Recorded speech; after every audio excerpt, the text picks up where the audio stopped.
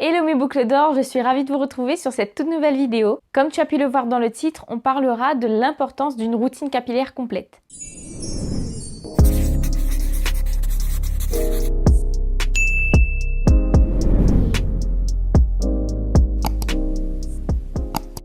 Mais avant que la vidéo ne démarre, je t'invite vivement à me rejoindre sur les réseaux sociaux où je partage presque quotidiennement mes conseils, mes astuces, mais aussi mes produits préférés pour prendre soin de nos boucles. J'ai constaté aussi en regardant mes statistiques que la plupart des gens qui regardent mes vidéos ne sont pas abonnés. Alors je vous laisse 2 secondes, parce que ça ne prend que 2 secondes, pour vous abonner à cette chaîne YouTube. Et pourquoi pas activer la petite cloche pour ne pas rater les prochaines vidéos.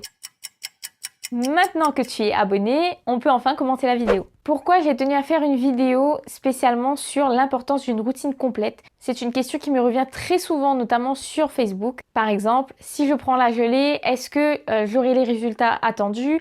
Si je prends le lait, est-ce que j'aurai les cheveux assez hydratés? Etc. Il faut savoir qu'une routine capillaire complète est très importante pour avoir les résultats escomptés. Supposons que vous avez une crème coiffante très riche, très hydratante, qui fait très bien le job. Mais qu'à côté, vous utilisez un shampoing rempli de sulfate. On est d'accord que le shampoing s'utilise avant la crème coiffante, que ce shampoing étant trop agressif, il va venir ouvrir vos écailles plus qu'il n'en faut, agresser votre cuir chevelu et dessécher vos longueurs. Donc venir appliquer cette crème coiffante très efficace en soi après ce shampoing, c'est sûr et certain que vous n'allez pas vous retrouver avec les boucles que vous souhaitez avoir, ou en tout cas avec les boucles d'une personne qui utilise une routine capillaire complète. Bon, au-delà de l'aspect esthétique, je vous laisse cette vidéo ici pour vous rappeler que le naturel, ce n'est pas seulement une question d'esthétique, mais aussi une question de santé. Aujourd'hui, donc, je voulais faire un focus sur chaque étape de la routine capillaire. Une routine capillaire se commence par un shampoing, mais pas que. On a tendance aussi à négliger les soins avant shampoing. Ça peut être des bains d'huile, ça peut être des soins faits maison pour venir traiter le cuir chevelu, les débarrasser de toutes les impuretés ou tout simplement venir stimuler le cuir chevelu, que ce soit pour la pousse et donc accessoirement lutter contre la casse ou la chute des cheveux, ne serait-ce que pour les personnes qui ont de fortes démangeaisons, qui ont des pellicules, etc. Il y a un tas de panoplies et un tas de problématiques qui se recensent non seulement pour le cuir chevelu mais aussi pour les longueurs. Donc il y a un tas de recettes qui s'en découlent. Donc ça, c'est pour les soins avant shampoing. Ça peut être aussi des bains d'huile, comme je vous le disais, ça suffit amplement. Mais encore une fois, et comme toujours, tout dépend des besoins de vos cheveux. C'est pour ça qu'il est primordial de connaître les besoins de vos cheveux et de savoir comment ils réagissent à tel produit. Donc, le rôle des soins avant shampoing, ils sont là soit pour nourrir les cheveux, soit pour les hydrater, soit pour stimuler la pousse, ou même pour venir exfolier le cuir chevelu. Bref, il y a un tas de rôles. C'est à vous de déterminer le besoin de vos cheveux et quelle recette, ou tout simplement quel produit serait le plus adapté pour ce soin avant shampoing. Deuxième étape, ou plus communément appelée la première étape, si vous n'utilisez pas les soins avant shampoing. Le shampoing aussi, comme je vous le disais tout à l'heure à titre d'exemple, le shampoing est très important pour déterminer la routine qui se découle. Pour moi, un shampoing de mauvaise qualité viendra gâcher toute la routine. C'est malheureux, mais c'est comme ça. C'est exactement comme l'exemple que je vous donnais tout à l'heure. Un shampoing rempli de sulfate et de tensioactifs très agressifs va venir agresser nos longueurs et sur le long terme, ça va venir très certainement dérégler le cuir chevelu et assécher les longueurs. Donc on aura beau appliquer l'après-shampoing, le masque et les crèmes coiffantes aussi efficaces soient-elles, si on utilise le mauvais shampoing, ça va venir ruiner le tout. Donc le choix du shampoing est très important. Bon, on le sait, le rôle du shampoing numéro 1, c'est de venir laver le cuir chevelu. Ça, on le sait.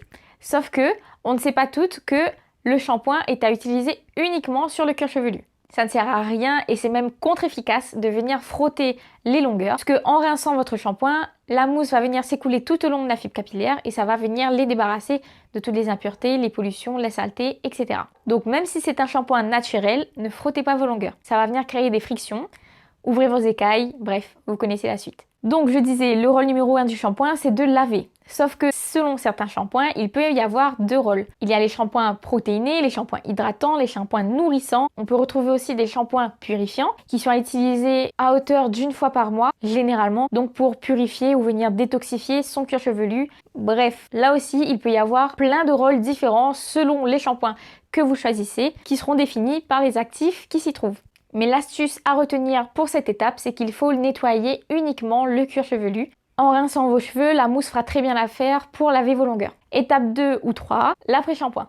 L'après-shampoing, c'est quelque chose d'important aussi pour venir démêler nos cheveux. Beaucoup s'en passent et libre à vous, si vous sentez vos cheveux qui sont assez démêlés, qui ne sont pas trop emmêlés ni trop secs suite au shampoing que vous avez utilisé. Moi, je recommande l'utilisation de l'après-shampoing déjà pour limiter la casse. Parce que parfois, on ne s'en rend pas compte, mais en démêlant nos cheveux sous la douche, nos cheveux sont plus propices à la casse. Et en venant utiliser un après-shampoing, l'étape du démêlage sera beaucoup plus douce et ça limitera bien sûr la casse des cheveux. Son rôle numéro 1, c'est de venir démêler les cheveux en douceur, mais aussi d'apporter sa petite touche d'hydratation. Ce sont ses deux rôles principaux. Un après-shampoing n'a pas plus de rôle que ça.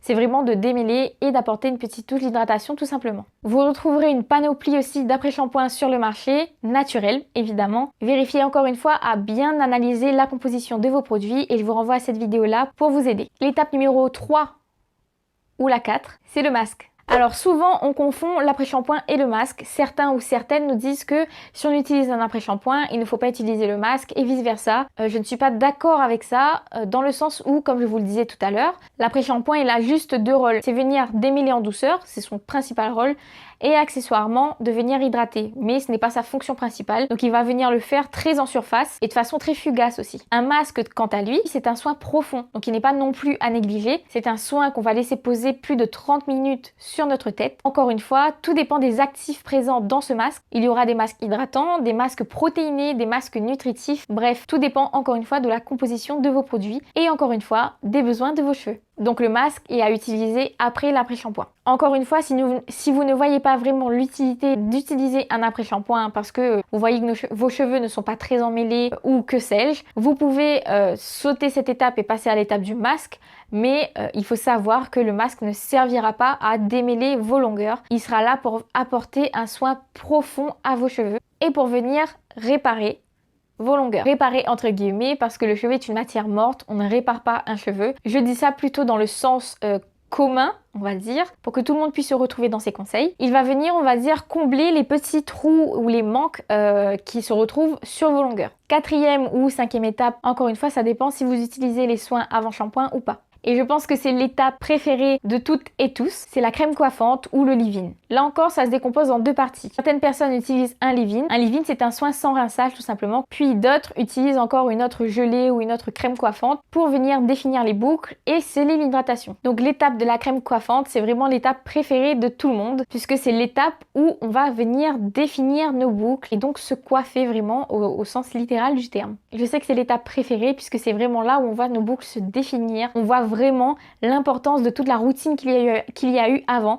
Si c'est vraiment une routine adaptée et que ce sont des produits doux, on va vraiment voir le résultat à partir de cette étape, puisque tous les soins auront été apportés juste avant. Donc il y aura de la brillance, il y aura de la souplesse, et ça aidera forcément les boucles à se former beaucoup plus facilement. Et donc la crème coiffante, c'est bien sûr une crème sans rinçage qu'on va venir tout simplement passer sur nos longueurs, sur cheveux humidifiés, puisque l'eau est un vecteur pour les soins, donc il aide les soins à pénétrer plus facilement dans la fibre capillaire. Je conseille de faire cette étape sur cheveux humides. Et enfin la dernière étape, parce que oui, il y a encore une étape après celle-ci, c'est l'étape du scellage, si on peut dire ça comme ça. Cette étape est là pour sceller l'hydratation dans la fibre capillaire, c'est-à-dire pour faire retenir l'hydratation le plus longtemps dans nos longueurs. Et donc faire en sorte que nos boucles tiennent le plus longtemps possible. Et pour sceller l'hydratation dans nos cheveux, il faut utiliser un corps gras, donc que ce soit une huile végétale ou un beurre. Donc cette étape est appliquée soit sur cheveux humides, soit sur cheveux secs. Moi j'ai plutôt l'habitude de l'utiliser sur cheveux humides, encore une fois je trouve ça plus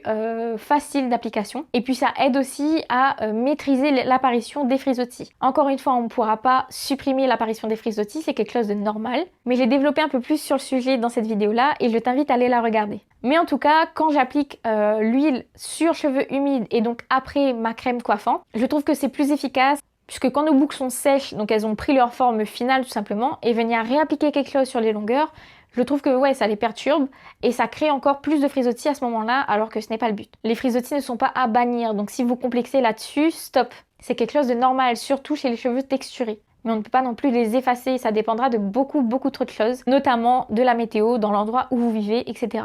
Et voilà, donc l'importance d'une routine complète. Encore une fois, si vous utilisez seulement un produit naturel là-dedans qui correspond tout simplement à votre cheveu et que tout le reste n'est pas du tout adapté ou que ce sont des produits trop agressifs, ça ne servira à rien. Vous aurez peut-être un peu plus de boucles que d'habitude ou alors vous ne serez pas satisfait. Vous allez crier ou vous décourager parce que ça ne fonctionne pas sur moi, ça ne me donne pas le même résultat que les autres ou tout simplement j'ai dépensé mon argent dans le vide, etc. Il faut bien prendre en compte que toute la routine est utile. Vous pouvez utiliser des produits de différentes marques, c'est pas un souci, tant que ce sont des produits encore une fois doux et naturels et qui correspondent à vos besoins. Une fois que vous avez compris ça, vous verrez que votre routine se passera très bien et que vous vous rapprocherez de plus en plus de l'objectif souhaité. Et voilà, donc cette vidéo se termine ici pour moi. N'hésite pas à me dire en commentaire si tu as appris des choses ou si tu as trouvé ce contenu utile. N'hésite pas à me mettre un petit pouce et encore une fois à t'abonner à cette chaîne. Je vous retrouve sur les réseaux sociaux tous les jours, les liens en barre d'infos comme d'habitude. Je vous souhaite une très belle journée ou une très belle soirée, tout dépend du moment où vous regardez cette vidéo. On se dit à très bientôt pour une prochaine vidéo et merci d'avoir regardé jusqu'au bout. Bye!